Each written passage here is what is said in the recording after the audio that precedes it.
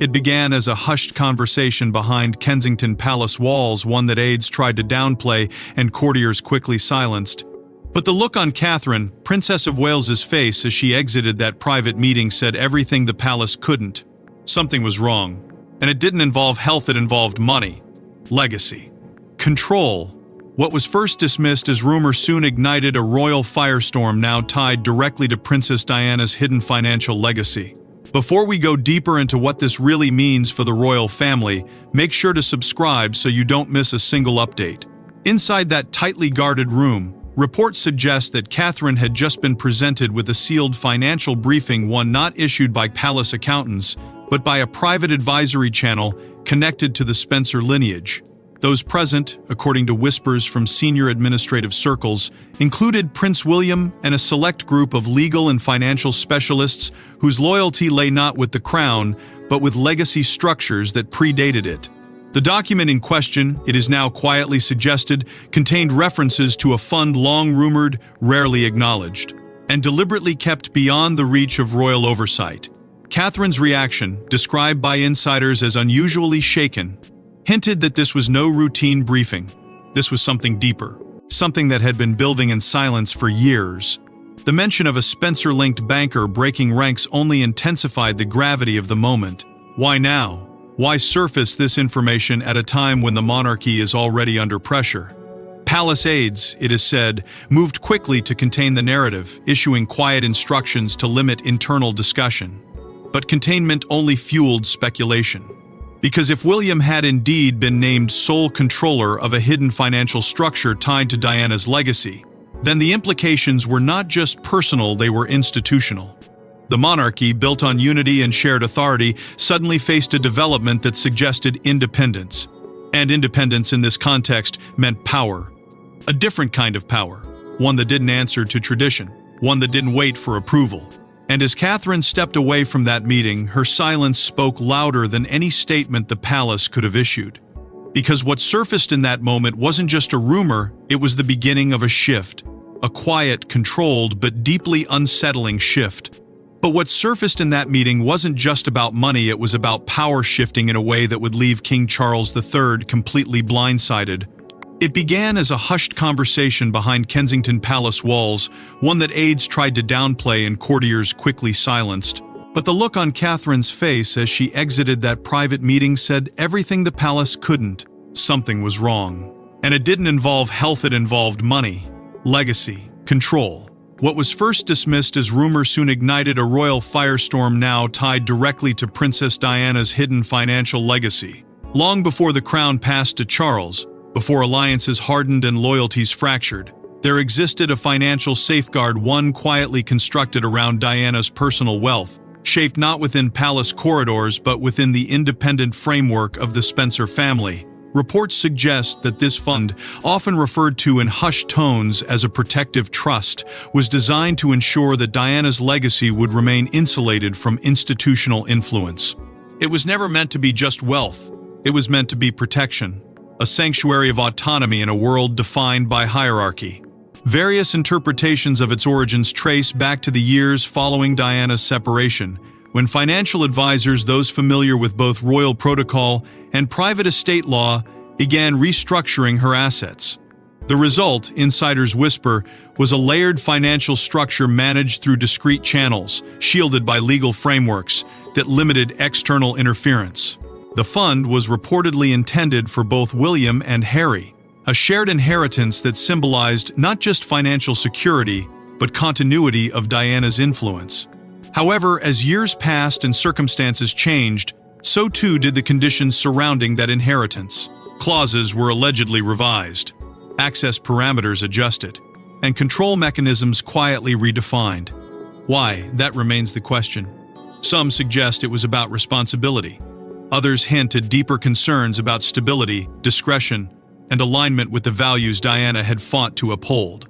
What is clear is that the fund remained hidden from broader royal awareness. Not secret in the absolute sense, but compartmentalized. Known only to a select few. And now, with the emergence of new information, it appears that one of those compartments has been opened. The revelation that William may now hold sole control suggests that a trigger, legal, personal, or both, has been activated. And once activated, such mechanisms are rarely reversible. The silence surrounding the fund's structure has only deepened the intrigue. Because in a system where transparency is often curated, the absence of clarity becomes its own form of revelation. And as the palace grapples with what this means, one thing becomes increasingly evident. This was never just about inheritance.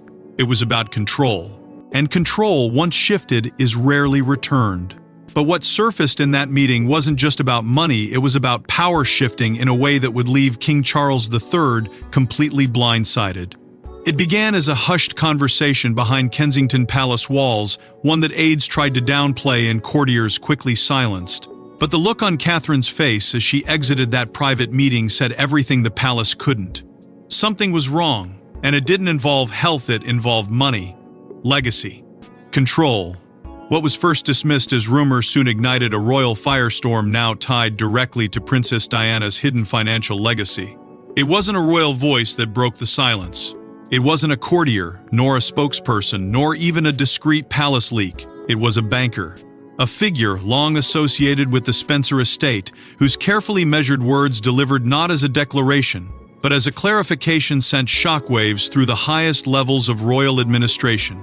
Reports suggest that this individual, bound by years of discretion, chose to confirm what had long been speculated, that control of the Spencer-linked fund had shifted, not partially, not conditionally, but entirely.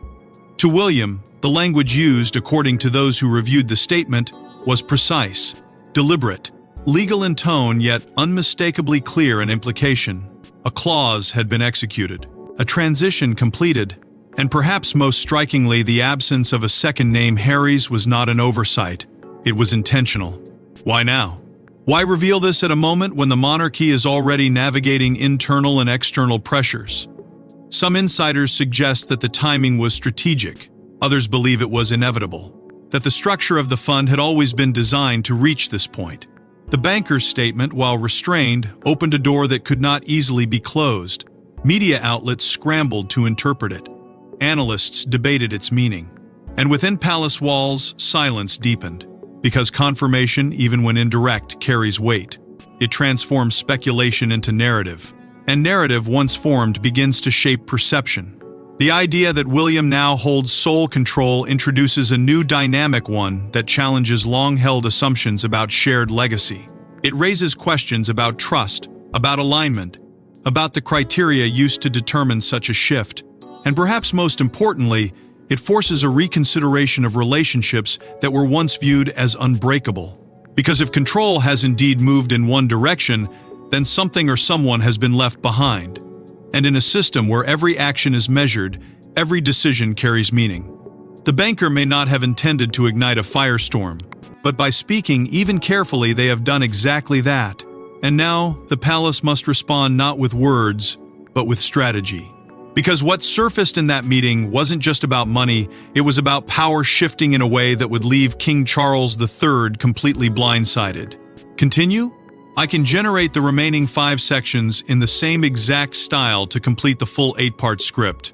Long before the crown passed to King Charles III, before alliances hardened and loyalties fractured, there existed a financial safeguard, one quietly built around Princess Diana's legacy, protected not by the palace, but by the Spencer bloodline itself.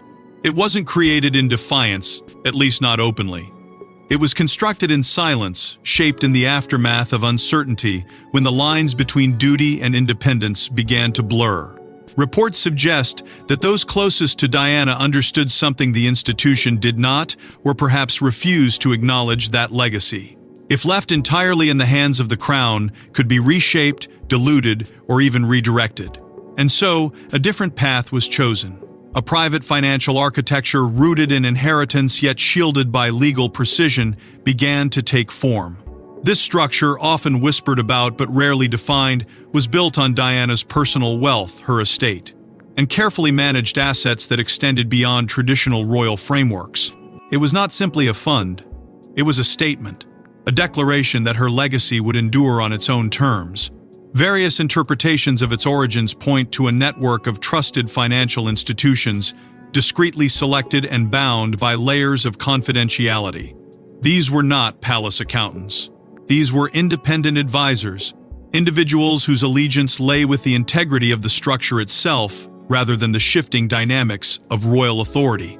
The fund was reportedly designed with two names in mind, Prince William and Prince Harry, a shared inheritance that symbolized continuity, balance, and the preservation of Diana's influence across both sons. But even in its earliest form, the structure carried conditions, subtle at first, then more defined, clauses that spoke not just of access but of responsibility, of timing, of alignment with values that were never formally written but deeply understood. Insiders whisper that after Diana's passing, revisions were quietly introduced, adjustments made not out of urgency but out of foresight, because those overseeing the fund knew that time would change things, that relationships would evolve, that maturity, discretion, and judgment would become factors as important as lineage itself. And so the fund remained hidden not in secrecy, but in careful obscurity. It existed outside the rhythm of royal finances, untouched by institutional oversight, protected by legal frameworks that limited visibility. Why was it kept this way? That question lingers. Some suggest it was about safeguarding autonomy. Others believe it was about trust that could not be guaranteed within the structures of the monarchy. What is clear is that the fund was never meant to be reactive. It was designed to wait, to observe, to respond only when certain conditions were met. And now, as fragments of its structure begin to surface, the implications are becoming impossible to ignore. Because a fund built on patience does not move without reason. A clause embedded in silence does not activate without consequence. And if the whispers are to be believed, that moment has now arrived. Not gradually, not quietly, but decisively. The kind of decision that reshapes more than finances, it reshapes relationships. It redraws boundaries. It forces questions that cannot be easily answered. And as the true structure of that fund began to emerge, it became clear that someone had just activated a clause no one expected. It wasn't a royal, nor a courtier, but a banker whose carefully chosen words shattered years of silence and exposed what many within palace walls had feared. The revelation did not arrive with spectacle. It came quietly, almost clinically, delivered through language so measured it could have been mistaken for routine clarification. But those who understood the weight behind those words recognized the shift immediately. This was no ordinary statement. This was confirmation. Reports suggest that a longtime financial advisor connected to the Spencer estate had stepped forward not to reveal everything, but to acknowledge just enough. Enough to ignite questions. Enough to confirm what had only existed in speculation. That control of the fund, long believed to be shared, had been consolidated. And not in theory, in practice. Entirely under the authority of Prince William. The wording, according to insiders familiar with the disclosure, was precise to the point of calculation. No dramatic declarations, no emotional undertones, just a sequence of legal phrasing that pointed to a completed transition, a clause executed, a mechanism activated, and perhaps most tellingly an absence that could not be ignored. Because while William's position was subtly affirmed, there was no parallel mention of Prince Harry, no shared authority, no equal standing, just silence. And in a system where every word is deliberate, silence carries meaning. The implication, though never directly stated, was unmistakable. Something had changed. Not gradually, not symbolically, but structurally. That question began to echo through media corridors and private briefings alike. Timing in matters like this is rarely accidental. Some insiders suggest that the disclosure was triggered by internal milestones, legal thresholds tied to age, responsibility, or alignment with the fund's original intent. Others whisper of external pressures, of growing distance between the brothers influencing decisions that had once been purely procedural. Whatever the cause, the result was the same. A shift in control that redefined the balance of legacy. Media analysts moved quickly, dissecting the language, cross-referencing past statements, attempting to piece together a narrative from fragments. But the palace remained silent. Conspicuously so. No denial, no clarification. Just a deliberate absence of response that only deepened the intrigue. Because silence in this context is not neutrality. It is strategy. It is containment. and it is often the clearest signal that something significant has occurred. The idea that William now holds sole authority over a fund tied so closely to Diana's legacy introduces a new dimension to his role, not just as heir to the throne, but also as a leader and a symbol of hope for his people. But as independent steward of a powerful financial structure, it elevates his position beyond ceremonial duty, placing him in control of something deeply personal, yet undeniably influential. And at the same time, it raises difficult questions about exclusion, about criteria, about the unseen factors that determine access and control within a system built on both tradition and discretion. For Harry, the implications are harder to define, yet impossible to ignore. The absence of his name does not confirm removal, but it suggests distance. A separation not just of geography or public role, but of financial alignment. And that separation, whether intentional or circumstantial, reshapes the narrative around both brothers. One positioned at the center of legacy, the other increasingly on the periphery. The banker may have spoken carefully, but the consequences of those words are anything but contained. Because once a structure like this is revealed to have shifted, it cannot return to ambiguity. It demands interpretation. It invites scrutiny. And it forces those involved to confront a new reality, one where control is no longer shared, and where silence becomes the loudest response of all. But if William now held the reins alone, the question wasn't just why it was who had been quietly cut out of the equation. For a king already navigating fragile health and mounting pressure, this revelation didn't just sting, it destabilized an already delicate balance within the monarchy. Those closest to King Charles III describe a moment not of public reaction but of private reckoning. Because what had surfaced was not something he had overseen, approved, or even fully anticipated. Reports suggest that Charles had no direct role in the structure or execution of the Spencer-linked fund. A reality that now places him in an unfamiliar position, not as the central authority, but as an observer to a decision that carries profound implications for the institution he leads. And that distinction matters. Because within the monarchy, control is not just symbolic, it is structural. It defines hierarchy, shapes perception, and reinforces unity. When that control appears to shift outside traditional channels, even subtly, it creates tension. Quiet at first, then unmistakable. The Spencer family, long known for its independence, has always operated at a measured distance from royal financial systems. Their legacy is intertwined with the crown, yet not bound by it. This duality has often been overlooked, but in moments like this, it becomes central. Because the fund in question does not answer to royal protocol. It exists within a separate framework, legal, private, and insulated. And that insulation, while intentional, now presents a challenge. For Charles, the realization that a significant financial structure tied to Diana's legacy has evolved without his direct involvement introduces a layer of complexity that cannot be easily addressed. It is not a breach. It is not a rebellion, but it is a divergence. Within a system built on cohesion is difficult to reconcile. Insiders whisper that Charles's reaction was not immediate, but measured. Described by those familiar with the situation as shaken, his response reflects more than surprise. It reflects the weight of what this means moving forward. Because beyond the legalities and financial implications lies a deeper concern: unity. The relationship between Prince William and Prince Harry has already been the subject of intense scrutiny. Now, with the suggestion that control of a shared legacy has shifted, that scrutiny intensifies. Not publicly, perhaps, but within the inner circles where decisions are made and futures are shaped. The idea that one brother holds sole authority over a fund so closely tied to their mother's memory introduces a narrative that is difficult to ignore. It raises questions about alignment, about trust, and about the criteria that led to such a decision. Senior aides, it is said, moved quickly to assess the implications, not just in terms of optics, but in terms of structure. How does the monarchy respond when a key element of its extended legacy operates beyond its influence? How does it maintain the image of cohesion when internal dynamics suggest otherwise? These are not questions with immediate answers. They require strategy, patience, and perhaps most importantly, restraint. Because any overt response risks amplifying the very tension it seeks to contain. And so, the palace remains quiet, deliberately so. allowing the narrative to unfold without interference while internally recalibrating its approach. But silence does not erase impact. It allows it to settle, to take shape. And as it does, the broader implications begin to emerge. This is no longer just about a fund.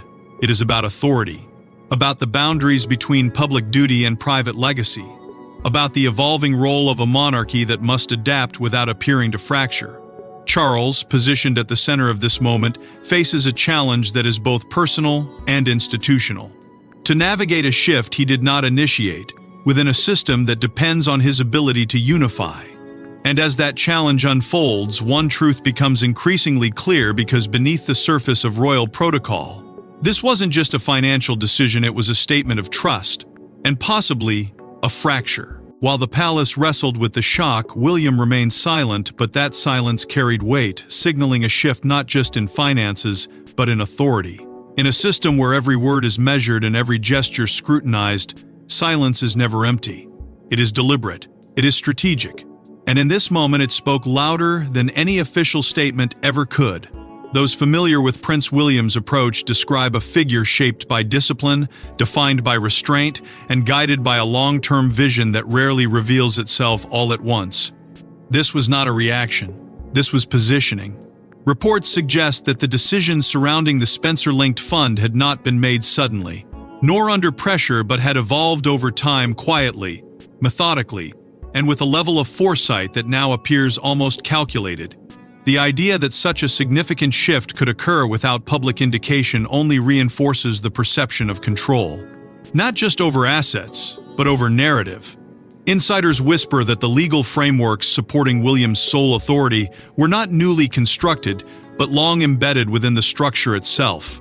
Clauses that had waited, conditions that had matured, mechanisms that required not just eligibility but alignment. And when those conditions were met, the transition did not need announcement, it executed itself. This is what gives the moment its weight, not the act itself, but the realization that it had always been possible. That beneath the surface of shared legacy, there existed a pathway towards singular control. And now, that pathway has been taken. The contrast between William's composure and the surrounding tension only sharpens the focus. Where others react, he remains still. Where questions multiply, he offers no clarification. And in doing so, he defines the space.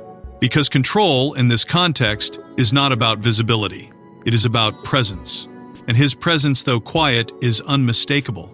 The comparison to Prince Harry becomes inevitable, though rarely stated outright. Their paths, once parallel, have diverged in ways that extend beyond geography or public role. Reports suggest that the conditions tied to the fund may have reflected not just legal thresholds, but expectations of conduct, of responsibility, of alignment with the legacy it was meant to preserve. Whether those expectations were met equally remains unclear, but the outcome suggests a distinction, one that now places William at the center of both financial and symbolic authority. Because this fund is not just an asset, it is a representation of Diana's influence, of independence from institutional control, of a legacy that continues to shape the future even in her absence. And to hold sole control over such a structure is to hold more than wealth, it is to hold narrative power. Speculation has already begun to ripple through royal and media circles about what this means in the long term. Not just for internal dynamics, but for leadership itself. William's position as heir was never in question. But this development adds a new layer, one that operates outside the formal boundaries of the crown. It suggests a capacity for independent action, a readiness to lead not just within tradition, but alongside it. And that duality of duty and autonomy may prove to be one of the defining characteristics of his future role. Because as the monarchy evolves, so too must its leaders. And those who can navigate both structure and independence will shape what comes next. For now, William says nothing. He does not confirm. He does not deny. He allows the structure to speak for itself. And in doing so, he reinforces the very authority that the silence implies. Because in moments like this, absence becomes presence, restraint becomes strength, and control becomes undeniable. The palace may still be processing the implications, but within that stillness, a new reality is already taking form. one where authority is no longer defined solely by title, but by action.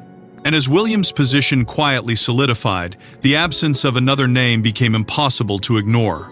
Though never directly mentioned in the initial revelation, the implications for Prince Harry were impossible to escape and perhaps even more impossible to contain.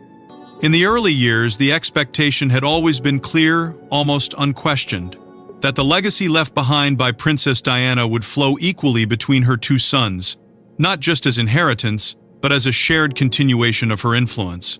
It was never simply about money.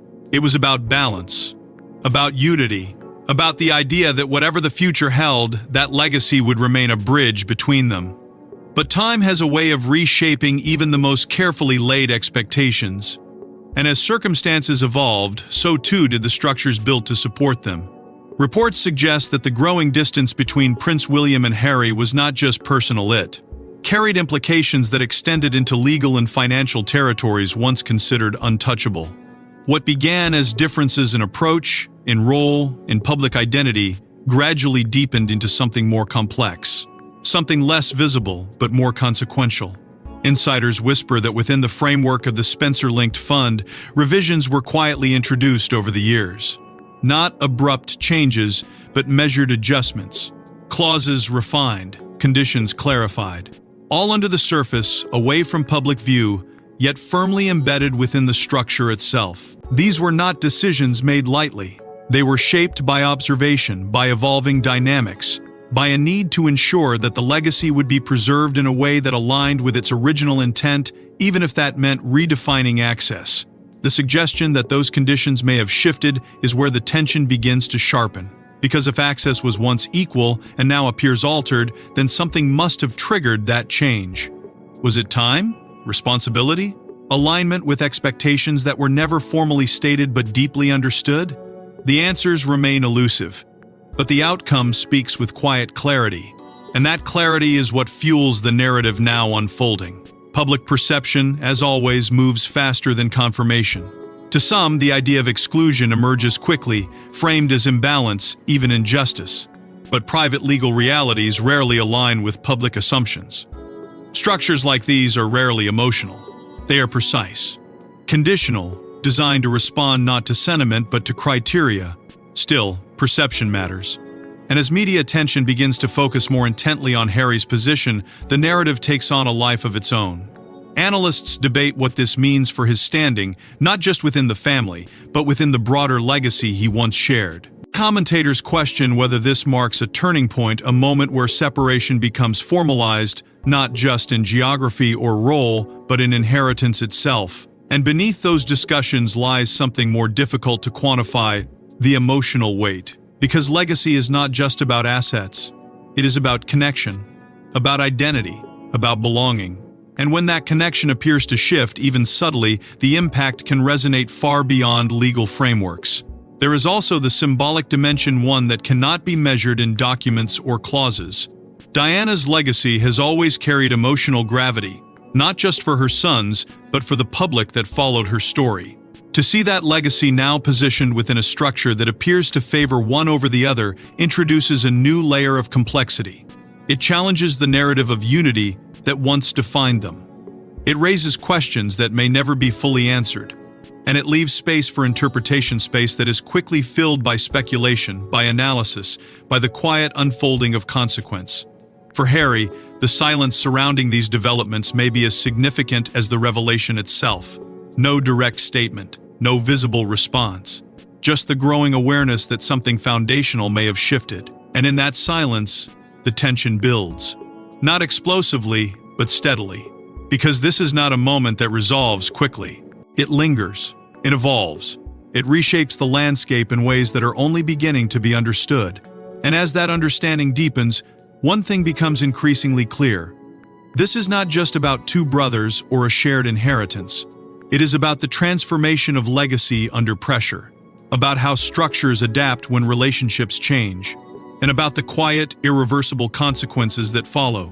But beyond personal tensions, this moment hinted at something far larger, a redefinition of legacy itself. At its core, this wasn't just about a fund, it was about two powerful forces colliding. the authority of the crown and the independence of a bloodline that never fully bowed to it. The House of Windsor has always been built on structure, on continuity, on a carefully maintained balance between public duty and private influence. But the Spencer lineage has never operated entirely within that framework. It has existed alongside it, connected, yet distinct.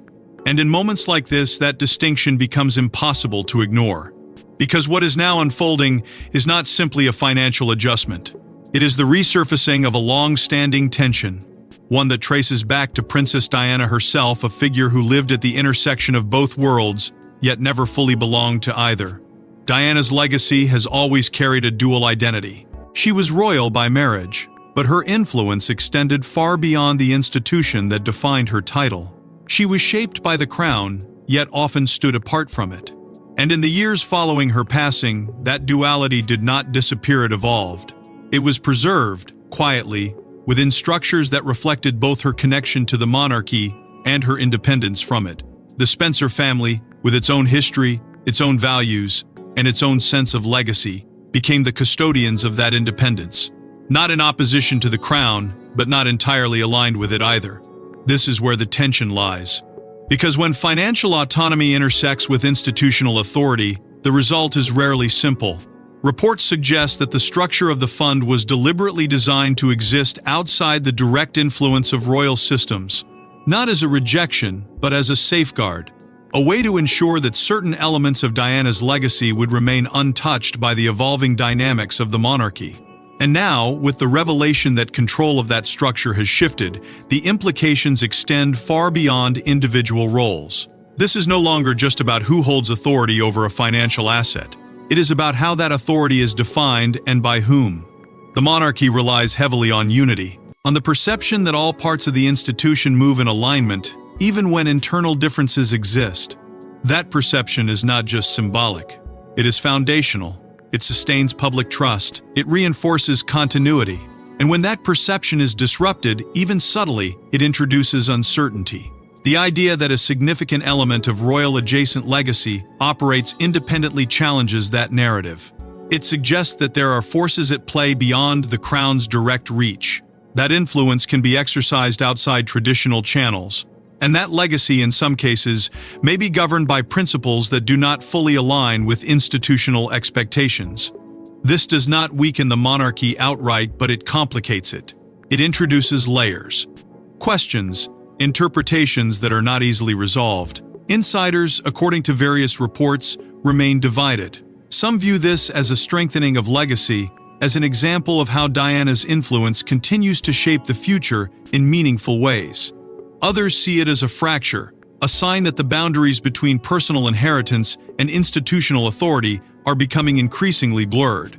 Because once those boundaries begin to shift, they rarely return to their original form. They expand. They redefine. They create new spaces where authority is negotiated rather than assumed. And in those spaces, the rules are less clear, the expectations less certain. What we are witnessing now may be the beginning of such a shift. A moment where the old lines between crown and bloodline, between duty and independence, are being quietly redrawn, not through confrontation but through evolution, through decisions made in private with consequences that unfold in public. And as those boundaries continue to move, the full impact of this moment is only beginning to take shape. Because in the end, this is not just a story about inheritance or control. It is about identity, about where power truly resides, and about how legacy is preserved when the structures that once contained it begin to change. And as those boundaries shift, one truth becomes impossible to ignore: this story is far from over. What began as a whisper has now reshaped the conversation around power, legacy, and control within the royal family, and the consequences are only just beginning to unfold. The shift is subtle, almost invisible at first glance, yet its impact runs deep, cutting through layers of tradition that have defined the monarchy for generations. At the center of it all stands Prince William, not just as the heir to the throne, but as something more complex, more independent, and perhaps more powerful than previously understood. Because this moment has revealed a duality in his position. He is bound by duty, shaped by expectation, and yet now he appears to hold authority that exists beyond the direct reach of the crown. That distinction changes everything. It reframes his role, not just as a future king, but also as a leader, a statesman, and a visionary, but as a present force, one capable of operating within the institution while simultaneously standing apart from it. For King Charles III, this evolution presents a challenge that is both immediate and long-term. The monarchy he leads is no longer defined solely by inherited structures or established hierarchies. It is adapting, shifting, responding to forces that cannot be fully controlled. The emergence of independent financial authority tied to legacy, particularly one connected to Diana, introduces a layer of complexity that traditional frameworks were never designed to manage. Reports suggest that Charles now finds himself navigating a landscape where influence is no longer centralized, where decisions made outside the institution carry weight within it. And that reality requires adjustment, not resistance, but recalibration. Because maintaining unity in a system that is quietly evolving demands a different kind of leadership, one that acknowledges change without allowing it to fracture the foundation. Meanwhile, the position of Prince Harry remains uncertain, shaped as much by perception as by reality.